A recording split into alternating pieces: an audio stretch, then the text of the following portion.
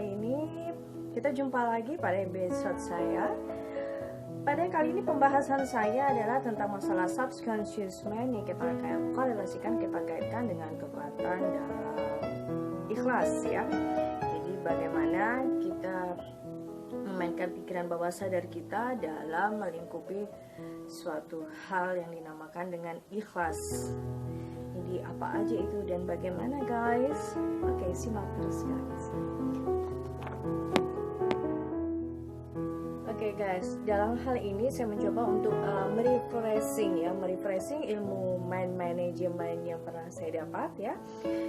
Penekanan saya pada channel ini kan kita mengolah dan mengotak-atik tentang mind, emotional, and spiritual management ya guys. Kalau kita korelasikan ketiganya itu menjadi sesuatu yang baik untuk diri kita untuk menuju positif yang kita inginkan. Ya, dalam hal ini kita merefreshing ilmu mind management, bagaimana kita memanage pikiran kita. Jadi pasti akan kita lihat masalah otak ya guys ya, bahwa otak sadar manusia itu seperti apa? Kita ibaratkan seperti bongkahan es ya, seperti bongkahan gunung es yang muncul di permukaan guys. Selebihnya itu berupa apa? Berupa alam bawah sadar ya, yang dia memiliki kekuatan yang maha dahsyat bagi diri kita. Banyak keberhasilan itu bisa diperoleh dari mengelola alam bawah sadar guys. Kalau kalian mengikuti episode per episode yang saya sampaikan dari awal sampai saat ini, pasti kalian akan memahami secara runtuh tentang masalah apa sih sebetulnya subconscious mind itu, pikiran bawah sadar itu seperti apa, dan apa aja yang melingkupi apa yang ada di dalamnya, bagaimana otak, bagaimana peta pikiran, bagaimana kita memanagenya, bagaimana kita merilisnya. Semua sudah saya jelaskan pada episode-episode sebelumnya guys. Oke guys, kembali lagi kami. Pernah nggak sih kita berpikir sejauh mana kemampuan otak kita guys? Pernah nggak kira-kira? Yang kita pahami selama ini, kemampuan otak kita itu hanya secara secara analistik ya. Tapi kita itu nggak pernah menyadari bahwa kemampuan otak manusia ya itu tidak hanya sekedar analistik. Ada banyak hal yang bisa diungkapkan dalam otak guys. Secara garis besar, otak manusia itu terbagi dari dua bagian guys ya. Jadi ada otak kanan dan ada otak kiri ya. Otak kiri dia memproses segala macam angka, matematika, bahasa, hitung-hitungan dan sebagainya guys ya, seperti itu di otak kiri ya. Sedangkan di otak kanan itu dia memproses segala macam keindahan ya, seperti tata kata yang nggak lagi tersusun secara verbal, musik, warna-warna indah, itu adalah hasil dari kerja otak kanan kita guys. Apakah hanya sebatas itukah otak kita? Enggak lah ya guys. Jadi ibaratkan seperti gunung es yang muncul di permukaan, yang tampak tuh hanya 12% guys ya, hanya yang kelihatan, yang nampak. Berarti consciousnya ya pikiran sadar kita atau yang secara sadar nampak itu hanya 12%. Jadi 80%, 88% itu sisanya masih tenggelam di dalam lautan guys. Nah, yang 12% itu disebut sebagai alam pikiran sadar atau conscious mind.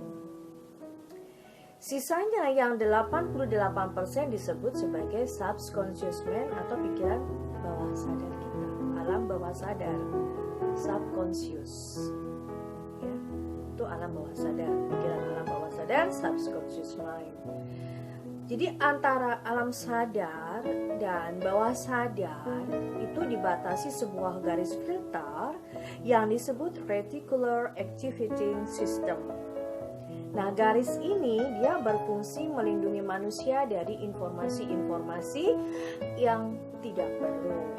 Sehingga apa guys? Sehingga seseorang itu tetap terlihat sadar dan waras. Nah, selama ini kemampuan otak yang digunakan oleh manusia itu hanya 12%, sisanya tenggelam dalam diri kita. Coba bayangkan dengan 12% dari keseluruhan otak manusia, kita sudah sedemikian hebat, guys. Jadi bisa hitung-hitungan, bisa menelurkan gagasan-gagasan manajemen yang begitu spektakuler. Mampu menghasilkan sebuah tayangan televisi fenomenal, dan masih banyak yang lainnya, guys. Sekarang kalau kita pikir, kemudian bagaimana kalau kemampuan otak yang 88% itu bisa kita manfaatkan, guys? Hasilnya tentu bisa tentu aja bisa lebih luar biasa kan, guys, kalau kita lihat. Nah, jadi kalau kita lihat sebetulnya begitu kuatnya kekuatan pikiran bawah sadar kita yang 88% itu, guys. Jadi kalau kita pandai mengolah pikiran bawah sadar kita yang subconscious mind itu, maka itu merupakan suatu anugerah yang besar yang diberikan oleh Allah Subhanahu wa taala, oleh Tuhan kita kepada diri kita, guys, gitu. Maka kita manfaatkan dengan sebaik mungkin. Jadi, guys, alam bawah sadar, kalau kita lihat alam bawah sadar kita tuh sangat kuat sekali dalam proyeksi kehidupan. Kalau kita lihat di sini alam bawah sadar ini merupakan apa? Dia seperti sebuah gudang yang luas. Yang kalau kita lihat dia bisa menyimpan semua pengalaman hidup kita, guys. Jadi citra diri kita gitu.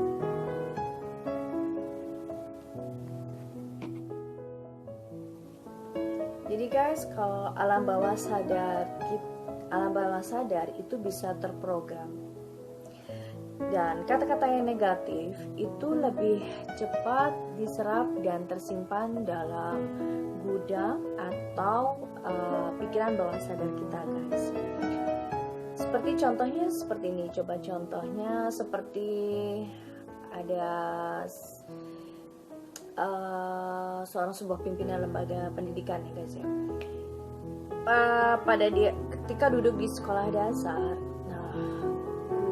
si X itu dia nampak putus asa banget gitu ya. Dia melihat bahwa matematiknya itu kenapa always 5 gitu ya. Nah, gurunya berkata gitu, mengatakan gini, kok you are stupid ya, nggak bisa hitung-hitungan, dia bilang. Jadi seiring pertumbuhan dirinya, si X ini juga dia membenci-benci, kemudian dia merasa stupid di bidang itu, yang satu itu gitu ya. Padahal sebetulnya ketika dibilang stupid, tanpa disadari itu mencitrakan diri sebagai orang yang stupid, bodoh tadi. Dan alam bawah sadar ya, alam bawah sadar mengambil alih pencitraan diri Anda. Setiap kali Anda mencoba menghitung dan merasa stupid, bodoh, alam bawah sadar itu memasuki pikiran Anda, guys, dan mengatakan bahwa Anda tidak bisa mathematics, mengatakan seperti itu. Nah, kekuatan alam atau pikiran bawah sadar ini memang begitu besar. Kekuatan pikiran bawah sadar itu dapat dimanfaatkan untuk mencapai tujuan 3-7 kali lebih cepat dengan skill relaksasi sebagai keuntungan tambahan, guys. Kalau kita mampu memanfaatkan gudang kehidupan kita yang begitu besar ini, bayangkan juga bagaimana kehidupan kita nanti, guys. Dan untuk menularkan kemampuan menyingkap kekuatan pikiran bawah sadar itu, pada 1988 dia bersama kawannya ya, orang tersebut mendirikan sebuah lembaga yang terkait dengan masalah subconscious mind. Dan memang lembaga itu bertujuan untuk membantu dan melayani sesama manusia memiliki niat untuk berubah dan memutuskan untuk menjadikan dirinya sebagai titik awal perubahan itu. Terobosan teknologi penggunaan otak dan pikiran saat ini tuh udah luas terbukti menentukan keunggulan seseorang dalam profesinya masing-masing, guys. Jadi bagaimana teknik mengeksplorasi otak dan pikiran tersebut. Jadi sebagai langkah awal perlu kita pahami kondisi otak manusia, guys.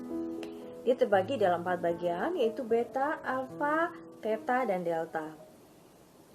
Sebetulnya masing-masing bagian itu sudah pernah saya ungkap jelas pada episode saya sebelumnya, tapi kali ini saya akan secara perifer akan menjelaskan supaya untuk mengingat kembali. Kondisi delta ya guys ya. Kondisi delta itu pada saat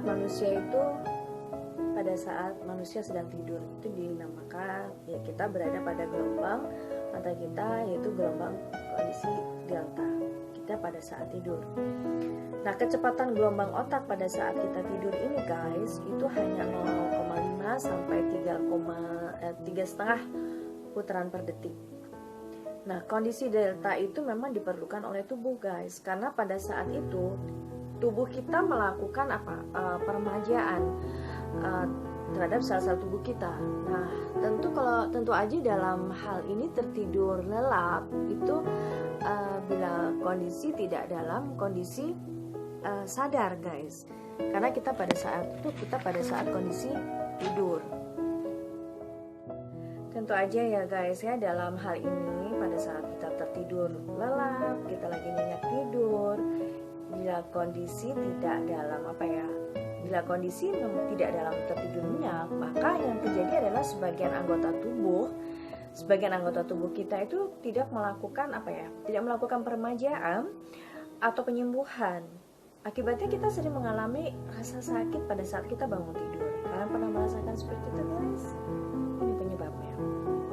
Oke.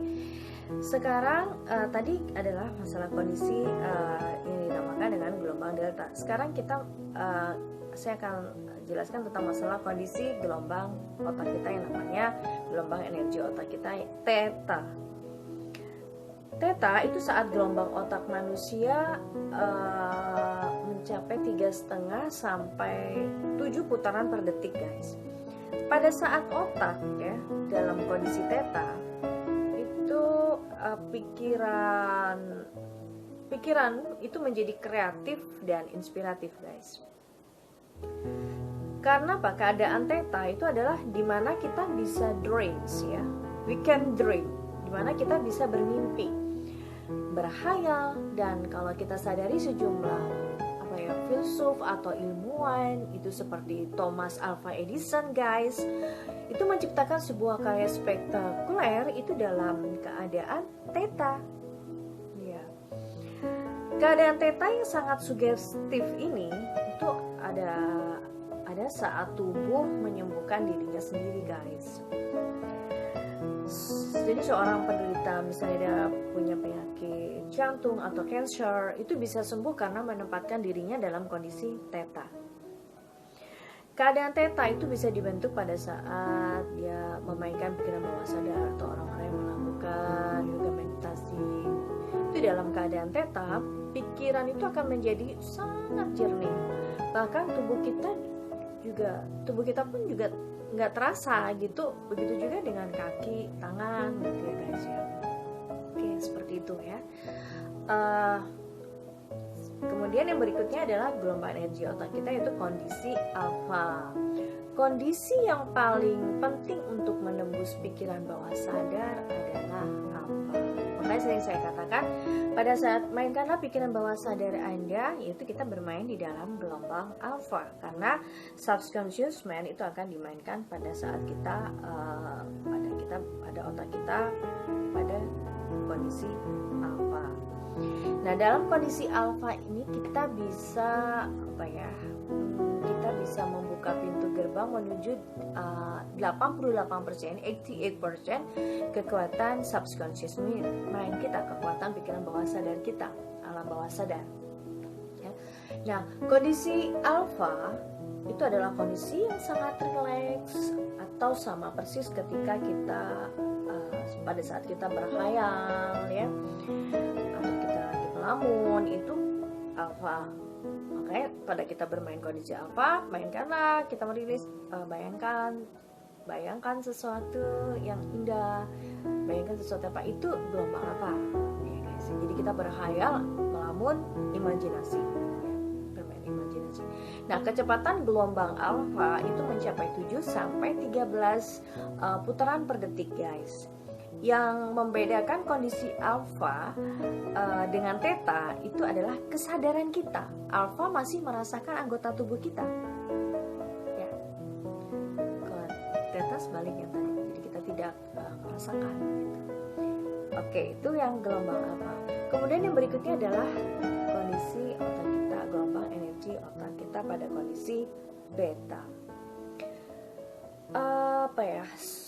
Untuk sementara kondisi beta itu adalah kondisi di mana kita bisa sepenuhnya sadar, guys. Dalam kehidupan sehari-hari itu saat kita terbangun dan memulai aktivitas, maka kondisi tersebut dapat dikatakan sebagai kondisi beta, ya. Lalu bagaimana cara menembus pikiran bawah sadar kita, guys? Cara yang mudah adalah membalikkan mata kita ke atas dan memejamkan mata. Lalu pikiran pun membawa kita ke dalam kondisi alfa, melarutkan kita dalam suasana yang nyaman dan penuh ke dalam kedamaian. Guys ya, bayangkanlah sebuah rumah yang penuh kedamaian, rumah yang nyaman, rumah impian. Lepaskan diri kita ke sebuah kursi yang membawa kita merasa terlena dan sangat nyaman. Membayangkannya bebas, guys, ya. Tidak harus sebuah rumah, tapi bisa di mana saja, gitu. Apa yang Anda inginkan, kondisi apa saja, yang penting kita sangat nyaman berada di situ. Kalau saya membayangkannya, saya berada di sebuah hamparan luas, ya, menatap langit jernih dengan ribuan taburan bintang berkelip. Malam diterangi bintang dan bulan, angin lembut membelai kulit, sayup terdengar lantunan ayat-ayat suci Al-Quran. Nah, di kondisi ini saya bisa merasakan tangan saya terbelai angin, guys. Dan dalam pejaman mata, membayangkan visual tersebut, saya tersenyum menikmati suasana nyaman. Kondisi alfa pun itu dapat terbangun melalui meditasi juga bisa, guys. Karena meditasi yang sempurna itu adalah kedua telapak tangan saling membuka, ya. Pada saat itulah energi alam itu akan menyatu dan berputar dalam keseluruhan tubuh. Nah, ditunjang dengan sebuah musik instrumental ya alam yang indah dan syahdu, guys ya. Suasana alfa itu akan mudah terbangun. Begini, guys, di kondisi alfa kalau tidak bisa mengendalikan, kita bisa bablas masuk ke delta loh, guys, yaitu kondisi tidur. Karena saya mendengar ada teman yang dia mendengkur atau ngorak gitu ya, guys, saat seharusnya berada di kondisi alfa. Lucu banget gitu. Jadi jangan sampai seperti itu ya, guys ya. Jadi dalam keadaan alfa itu sebuah pintu ke alam bawah sadar terbuka, ya.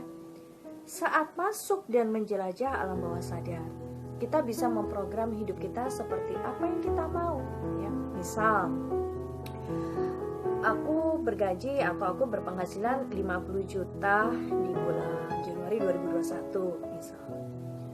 Aku berada di Mekah, Madinah Al-Mukarramah di hari ulang tahunku misalnya tahun 2021 ini, misalnya Desember 2021. Atau aku berada di Tanah Suci pada saat Idul Adha ini. Aku akan berada di luar negeri, misalnya aku berada di Eropa, aku ada di Amerika, dan di mana pada kondisi yang Anda inginkan, misalnya. Itu contoh gitu. Itu aja seperti contoh seperti itu. Punya target apa, keinginan apa. Nah, bahasa seperti itulah yang harus diucapkan. Jangan sekali-sekali menyebutkan kata-kata aku ingin atau I want, ya, aku mau, ya. Sebab apa guys? Kondisi beta itu akan mengacaukan keinginan yang disebut dalam alfa. Karena yang perlu diketahui, pikiran bawah sadar kita itu tidak pernah mengetahui perbedaan antara imajinasi dengan kenyataan gitu. Pikiran bawah sadar tidak pernah memiliki mekanisme untuk mengetahui hal-hal yang nyata atau bukan gitu guys. Sifat beta itu selalu meragukan guys. Kondisi beta akan mendorong kita untuk merasa ragu melakukan sesuatu. Nah, karena itu guys, alam bawah sadar itu memerlukan sifat tegas ya. Tentu saja dibarengi dengan unsur apa guys? Dia akan dibarengi dengan unsur emosi yang kuat. Dalam hal ini hindari emosi negatif, tetapi gunakan emosi positif. Nah ya guys, ada 4 hukum pikiran bawah sadar, yaitu positif. Ya. Yang kedua adalah kalimat saat ini, present tense. Kemudian yang ketiga, bersifat pribadi. Dan yang keempat, pengulangan. Jadi dalam memainkan pikiran bawah sadar, kita jangan mengatakan jangan, misalnya apa, jangan bla bla bla, tapi jangan begitu. Misalnya jangan bohong misalnya, tapi jujur. Nah seperti itu. Jadi saya jujur, jangan bohong, atau saya jujur. Nah jadi kalimatnya diganti menjadi positif, jangan negatif. Saya jangan sampai gagal, itu kan kalimat negatif, tapi ganti menjadi positif. Saya pasti berhasil gitu. Saya pasti berhasil sekarang gitu. Jadi diulang-ulang, itu contohnya. Jadi dia positif dan bersifat present tense saat ini. Dan itu diulang-ulang guys. Sering-sering saya katakan, pada saat kita mengolah pikiran bawah sadar kita, subconscious mind kita merilis, itu lakukan every time, everywhere, dimana aja, kapan aja guys, bisa kita lakukan minimal 20 kali sehari gitu. Oke guys, dalam memprogram itu diperlukan emosi positif. Tentang masalah positif pernah saya katakan tentang masalah emosi ya guys ya. Emosi itu kan ada emosi positif dan negatif. Kalian bisa lihat pada episode saya dengan topik dengan judul 9 Emotions, 9 emosi ya. Di situ ada saya jelaskan detail apa itu emosi positif dan apa emosi negatif. Oke guys, kembali ya. Dalam program itu diperlukan emosi positif dengan mencurahkan segenap jiwa. Saat misalnya kita meditasi atau dia melakukan yoga yang memainkan pikiran bawah sadar, pada saat merilis, merelaksasi otak dan pikiran ya, itu kita harus membayangkan bahwa keinginan kita benar-benar terjadi guys. Orang sholat itu kan juga harus fokus, dan dia memainkan pikiran bawah sadar untuk fokus gitu. Benar tidak? Sholat itu kan dibutuhkan fokus. Nah, ketika menginginkan berada, misalnya kita menginginkan berada di kota Nabi, ya, maka pikiran alam bawah sadar kita itu kita tuntun dan ciptakan sebuah visual tersebut, guys. Begitu juga saat kita menginginkan gaji kita 50 juta per bulan, penghasilan kita 50 juta per bulan, misalnya, atau ratusan juta per bulan, mana tahu ya. Kan itu namanya kita bisa, maka visualisasikan dalam alam pikiran bawah sadar kita menerima uang sebanyak itu gitu. Nah, mengenai visualisasi tersebut guys, karena kita harus memvisualkan secara tegas dan detail, ya artinya harus detail gitu. Jangan salah membayangkan mau BMW Sport, mau Lamborghini Sians atau mau BMW Sport Dark Orange malah jadi bajai ya gitu, atau malah mau jadi angkot, jadi nggak begitu ya guys ya. Ini contoh ya, seperti itulah guys ya. Kalau kita insya Allah apa yang saya sampaikan ini menambah wawasan keilmuan kita dan dapat membantu kita. Ini berdasarkan pengalaman pribadi juga, apa ya, insya Allah bisa kita praktekkan lagi nanti berdasarkan training yang pernah saya ikuti, dan saya pernah memberikan training seperti ini. Nah, ya insya Allah bisa kita manfaatkan. Memang kita selalu berikhtiar ya, memang Allah yang menentukan, tapi tetap kita harus berusaha dong. Caranya adalah salah satunya dengan seperti ini. Masih banyak cara lain, tapi salah satu yang saya bahas di channel saya tentang masalah ini guys. Insya Allah bisa kita korelasikan dengan masalah-masalah yang lain. Oke, akhirul kata saya ucapkan Waalaikumsalam warahmatullahi wabarakatuh. See you again.